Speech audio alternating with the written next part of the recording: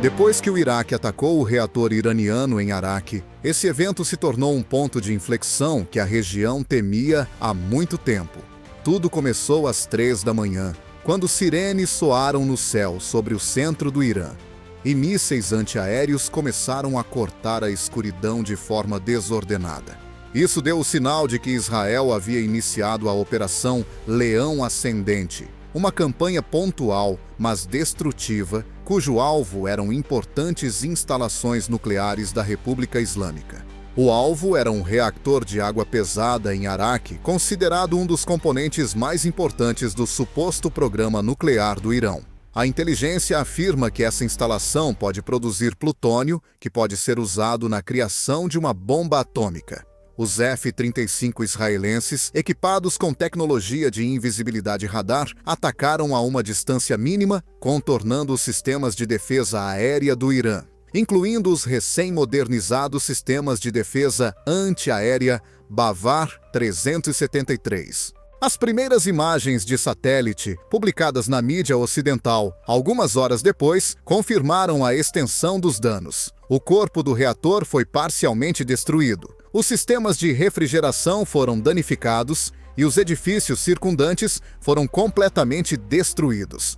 Um relatório da AIEA, que vazou para a capota de imprensa, afirma que a modernização do reator será impossível nos próximos 3 anos. Isso foi um duro golpe para a estratégia nuclear de Teherã. Não permitiremos que o Irão atravesse o Rubicão nuclear, afirmou o primeiro-ministro de Israel, Benjamin Netanyahu, em discurso no parlamento. É nosso dever para com os cidadãos de Israel e todo o mundo civilizado impedir essas ameaças. No entanto, fora do país, essas palavras provocaram uma reação violenta. Em Teherã, tudo foi muito diferente. O Conselho Superior de Segurança Nacional do Irão reuniu-se em caráter de urgência, prometendo uma resposta simétrica e multifacetada. O líder supremo, o Ayatollah Ali Khamenei, classificou o ataque como uma agressão direta pela qual o inimigo pagará o preço. Já nas primeiras horas da manhã, a mídia iraniana mostrou fotos do local da explosão que incluíam fumo, equipamentos destruídos e corpos de soldados. Muitos comandantes da Guarda Revolucionária Islâmica morreram. O general Mohammadi, chefe do centro nuclear, já foi incluído na Galeria dos Mártires. Nesse momento, começou um pânico secreto nos países do Golfo Pérsico. A Arábia Saudita elevou o nível de alerta em todas as infraestruturas de importância crítica. Os funcionários da base de Al-Dafra foram evacuados dos Emirados Árabes Unidos. Forças de reação rápida dos EUAs foram rapidamente mobilizadas no Bahrein. Neste contexto, os preços do petróleo no mundo subiram 18% em 12 horas. A diplomacia requer atenção especial. Os EU recusaram-se a condenar as ações de Israel numa reunião extraordinária do Conselho de Segurança da ONU. Representantes da Rússia e da China exigiram veementemente o fim imediato da escalada e o regresso ao quadro do direito internacional. O Irão dirigiu-se aos embaixadores da Alemanha, França e Reino Unido em resposta à sua cumplicidade silenciosa. À luz destas circunstâncias tensas, os iranianos saíram às ruas. Em Isfahan, Qom e Teherã, ocorreram manifestações com milhares de pessoas sob slogans como "Morte a Israel" e "Resposta imediata". Canais do Telegram que se opõem ao governo anunciaram o início da recolha de voluntários para participar em operações fora do país. Agora trata-se de uma ameaça direta de guerra regional e não apenas de um incidente local. No entanto, a questão principal permanece sem resposta: o que vem a seguir. Israel retardou temporariamente o programa nuclear do Irã, mas, ao mesmo tempo, provocou uma série de consequências. Especialistas militares preveem uma resposta assimétrica e chocante do Irão.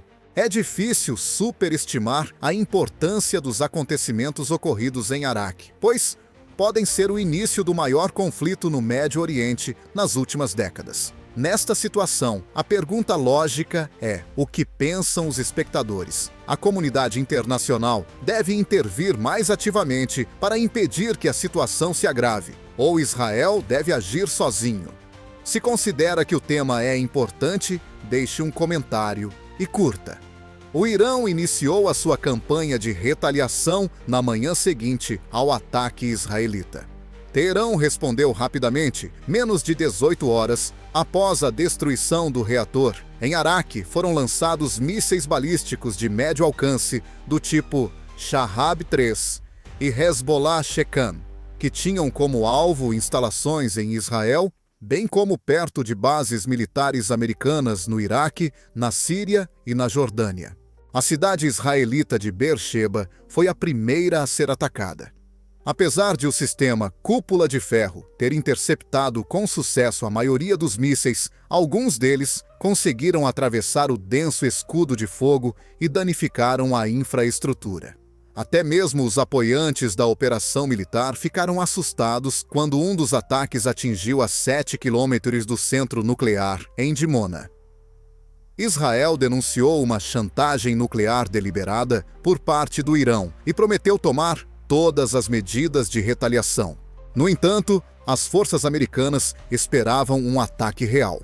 De acordo com dados oficiais do CENTCOM, na noite de 14 para 15 de junho, mísseis iranianos foram lançados contra instalações americanas em Ain al-Assad, no Iraque, e contra uma base aérea na Jordânia, onde se encontram componentes do sistema TAAD.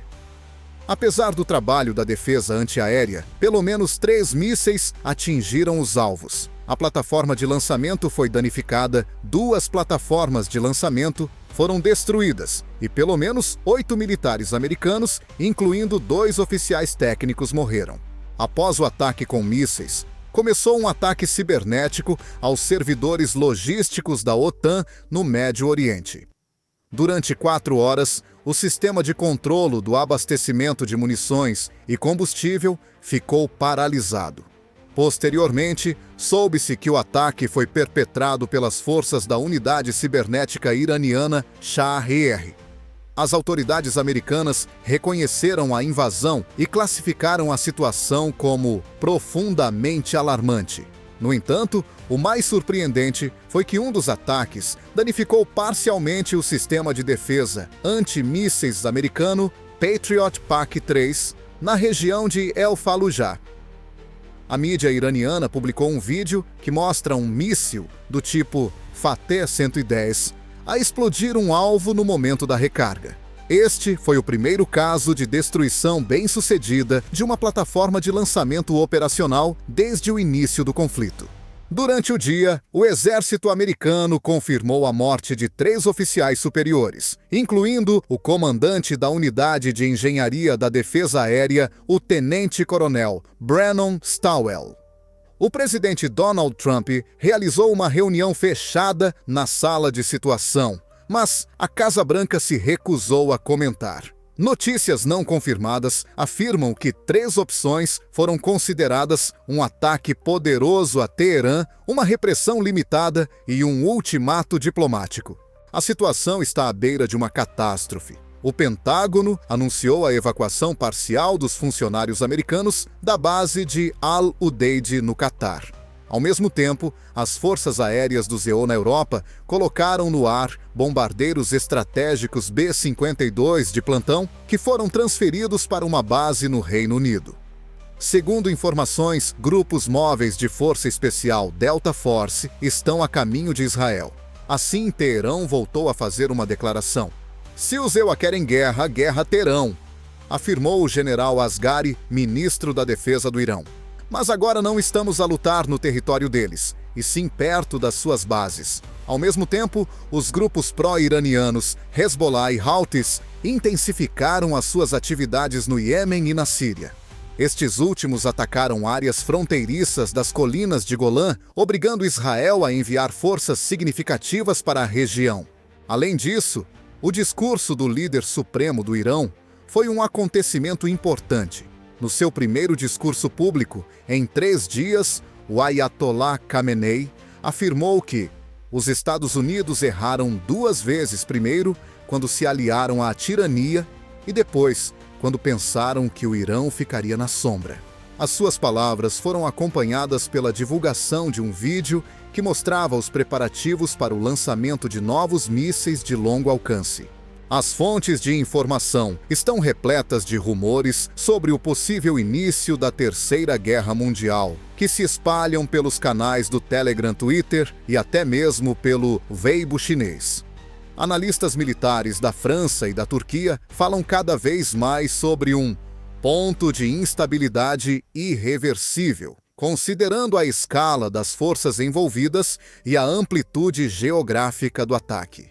Por fim, é importante notar que os ataques iranianos causaram danos morais e materiais, apesar de os EUAPA estarem confiantes na fiabilidade da sua defesa antiaérea. Washington e os seus aliados receberam um sinal de alarme após a primeira falha real do sistema TAAD e a parcial desativação do complexo Patriot. Onde está a garantia de segurança para os parceiros regionais do ZEU? Se mesmo os sistemas mais caros e poderosos podem ser danificados, o Pentágono viu-se numa situação que ele próprio descreveu no passado como imprevisivelmente instável, quando os primeiros mísseis iranianos atingiram bases americanas. Pela primeira vez em décadas, o exército americano é obrigado a jogar na defesa em vez de no ataque, afirmaram numa reunião do Conselho de Segurança Nacional do ZEUAPA.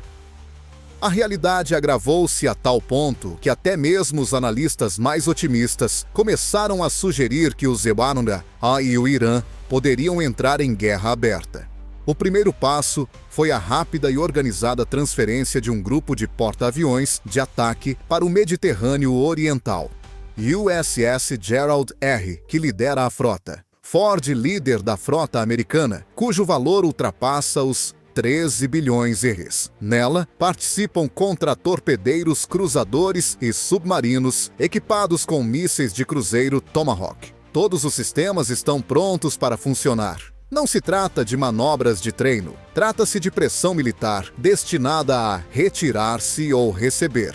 Caças F-22 e F-35 foram enviados para o céu sobre a Jordânia e a Síria ao mesmo tempo. De acordo com algumas fontes, eles passaram mais de 9 horas consecutivas no ar, com reabastecimentos para criar uma zona de morte que nenhum drone ou míssil iraniano poderia atravessar. Os resultados foram inesperados. Em 2 semanas, mais de 24 alvos foram abatidos, incluindo mísseis do tipo Zolfagar e drones kamikaze Shahed 238. No entanto, o Pentágono decidiu usar outra tática, não atacar o Irã diretamente.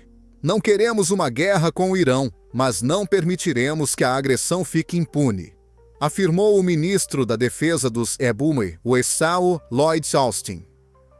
Segundo especialistas, essa abordagem é baseada em pragmatismo militar e cálculos políticos. Um ataque direto ao Irã pode provocar instantaneamente um conflito entre a Rússia e a China, bem como entre os países do Golfo, o que levaria a uma escalada regional. Enquanto isso, a diplomacia continua a trabalhar. Numa reunião extraordinária do Conselho de Segurança da ONU, em Nova York, houve uma discussão muito tensa. O representante da Rússia acusou Israel de duplicidade e Israel de aventurismo militar. A China exigiu o fim imediato da guerra e propôs a realização de uma reunião do Grupo 5+2, com a participação do Irã e de Israel. O representante dos Estados Unidos respondeu acusando o Irã de ataque deliberado contra aliados e sublinhando que as ações de Israel são autodefesa face a uma ameaça existencial. A nível internacional, estão a ocorrer acontecimentos perigosos. Nas colinas de Golã, que são a zona mais sensível do Médio Oriente, estão a acumular-se unidades de blindados israelitas. Em resposta aos ataques do Hezbollah no Líbano, a aviação israelita está a destruir depósitos de munições na Vale de Bekaa. A situação está a aproximar-se rapidamente de uma fase de operações terrestres em grande escala. O Iraque acrescenta instabilidade. A agência Al-Mayadeen informa que grupos pró-iranianos começaram a atacar comboios americanos que transportavam cargas entre Erbil e Bagdade. Como resultado, o movimento de veículos foi retardado e os militares do ZEUA na região estão sob pressão. Assim, os aliados do Secur Senaiwa começam a se perguntar até onde os Estados Unidos estão dispostos a ir. A Jordânia fechou completamente o espaço aéreo na direção leste. A Arábia Saudita reforçou a defesa antimísseis na província oriental. E a Turquia está a realizar uma reunião de emergência em Ankara. Enquanto isso, chegam notícias contraditórias de Washington. Numa conferência de imprensa, o presidente Donald Trump afirmou: "O Irão cometeu um erro terrível. Não queremos guerra, mas o seu início levará ao fim do regime deles." Estas palavras provocaram uma reação violenta nos meios de comunicação social e a hashtag #UmphaFinalStrike rapidamente se tornou popular nas redes sociais americanas durante várias horas. Os círculos militares dos Dostita Untewa estão a discutir o uso da chamada Força Dominante Limitada, um ataque que destruirá infraestruturas importantes do Irão, mas não exigirá uma operação terrestre. No quartel-general da Força Aérea dos Iquequiaiwa, na base de Ramstein, na Alemanha, onde chegaram recentemente os bombardeiros B-1B Lancer e B-2 Spirit, está a ser ativamente estudado um cenário semelhante. No entanto, apesar da demonstração de força, surge uma questão estrategicamente importante.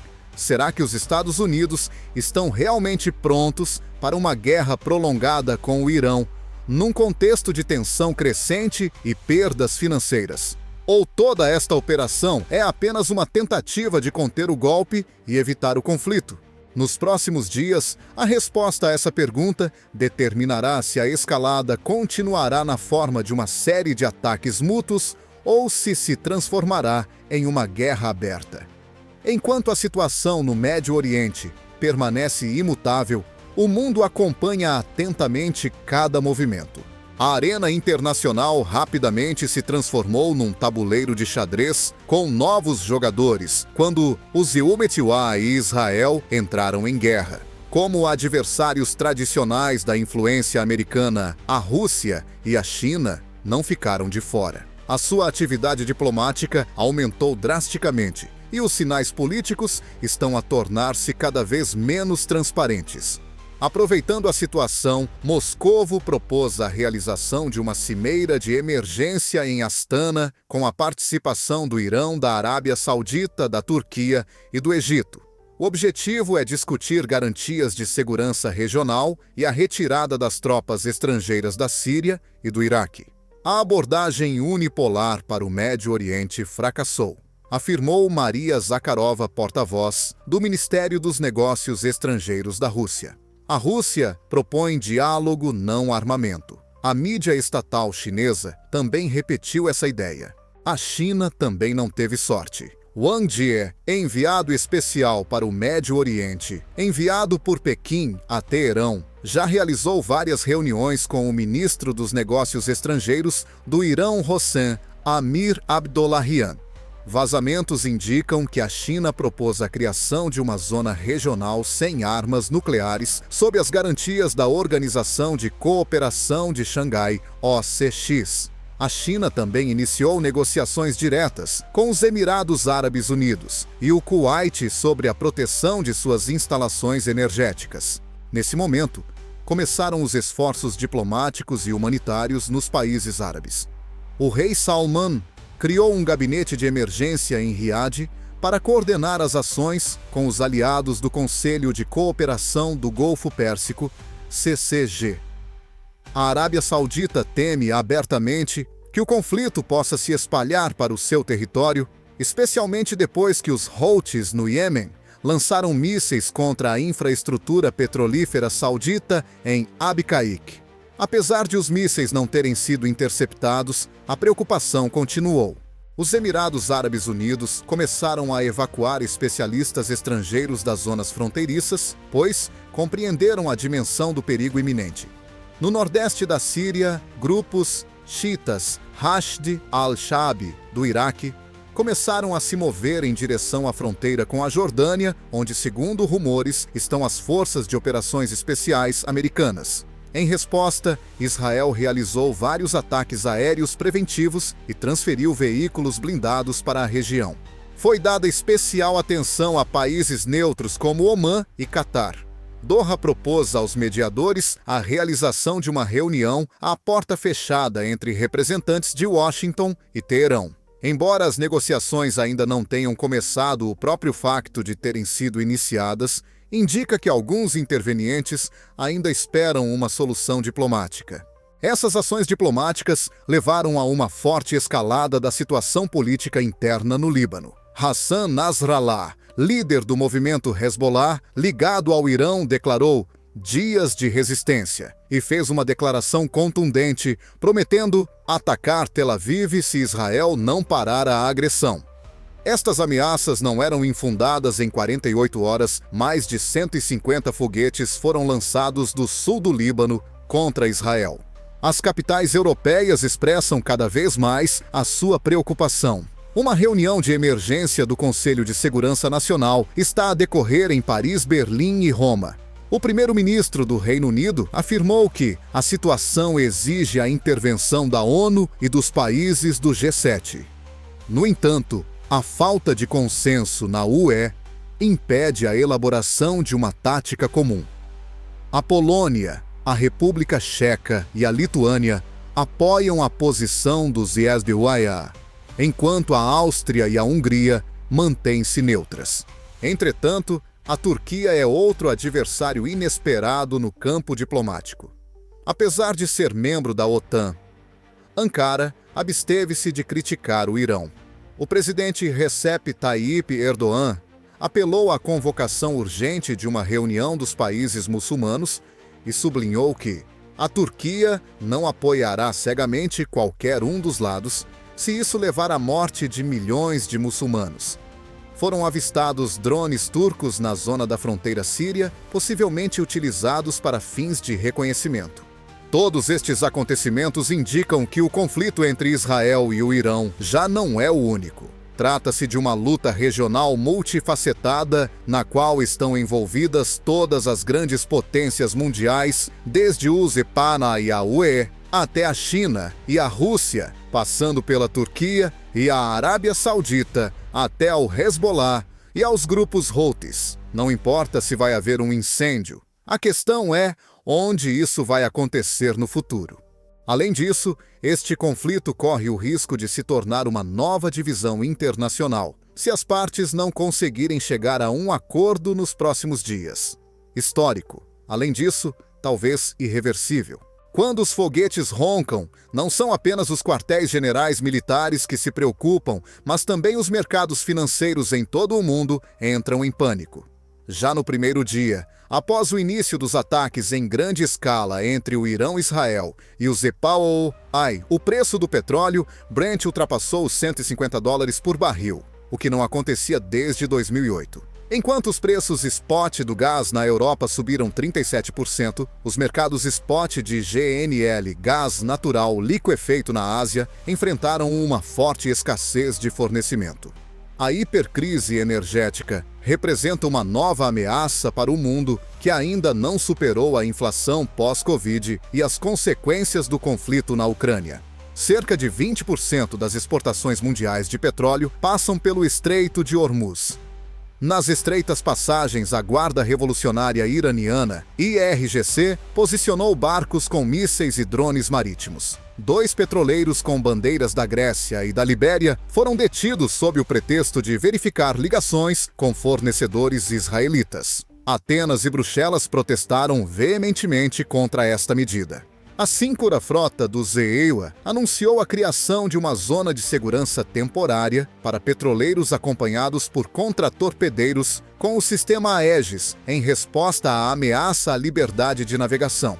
No entanto, um funcionário da Lloyd's of London afirmou que nenhuma seguradora no mundo oferece mais cobertura para navios que passam por Hormuz, sem escolta naval. Enquanto isso, há fome no Médio Oriente. No Iêmen, Líbano e Jordânia, os preços do açúcar, óleo e farinha subiram drasticamente. Ataques e problemas logísticos estão a atrasar ou a destruir as remessas de armazéns do Irão-Turquia e Emirados Árabes Unidos. No Egito, o Ministério do Comércio afirmou que, como as remessas do Golfo Pérsico foram praticamente interrompidas, eles terão que usar reservas estratégicas de grãos.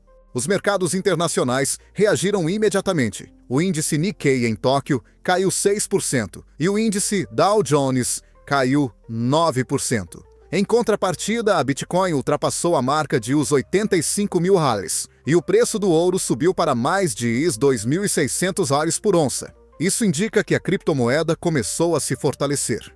Para evitar o espaço aéreo sobre o Irão e Israel, as companhias aéreas europeias e do Sudeste Asiático começaram a usar rotas alternativas através da Ásia Central. Analistas da Bloomberg e da Reuters alertam que o mundo enfrentará um terremoto financeiro se os combates não cessarem nos próximos 10 dias. Como resultado do aumento dos preços dos recursos energéticos e do colapso das cadeias de abastecimento, centros econômicos mundiais, como Nova York e Londres, Frankfurt e Singapura, foram obrigados a alterar imediatamente os seus modelos de inflação. A China, que é o maior importador de petróleo através do Estreito de Hormuz, foi particularmente afetada. Em 3 dias, o índice bolsista SSE Composite em Xangai perdeu 11%. Pequim foi obrigada a pedir ao Irão uma cota garantida de fornecimentos fora das zonas de combate. No entanto, até agora, a resposta iraniana não foi oficial. Alguns afirmam que a China ativou as reservas estratégicas de petróleo. Após a redução do fornecimento de gás russo, a Europa enfrenta um novo desafio que agrava a pressão da crise energética. Alemanha, Itália e França começaram a utilizar centrais a carvão em regime de horas extraordinárias. Em Bruxelas, já se discute a possibilidade de um estado de emergência energética, que pode incluir restrições ao consumo e a suspensão da produção industrial em determinados setores da economia. O Irão usa a carta econômica para pressionar. O mundo deve escolher apoiar o agressor ou viver em segurança com petróleo estável, afirmou o Ayatollah Khamenei em seu discurso televisivo. A mídia árabe e asiática discute se o Irão está considerando a possibilidade de um embargo energético total. Ao mesmo tempo, a economia americana também está a sofrer. A inflação dos transportes está a aumentar devido ao aumento dos preços dos combustíveis. De acordo com as empresas de transporte de mercadorias, existe o risco de paralisação das entregas no mercado interno. Já se observa escassez de gasolina em alguns estados, especialmente no sul e na Califórnia. Como a administração Trump espera estabilizar a situação, ela ainda se abstém de lançar reservas estratégicas de petróleo. Nessa situação, o G7 realizou uma cimeira online de emergência, na qual foi discutido um plano para criar um anel de segurança energética que consistirá num fundo comum de reserva de gás e petróleo que estará disponível para os países participantes em caso de bloqueio total do Estreito de Hormuz. Será possível ativar o mecanismo a tempo?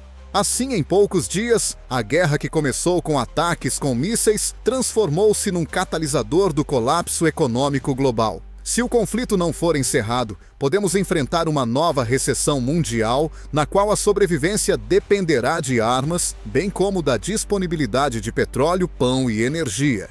A cada dia que passa, a tensão na região aumenta. Apesar das destruições e perdas significativas, o Irão não recua. Pelo contrário, Teherã demonstra novas capacidades.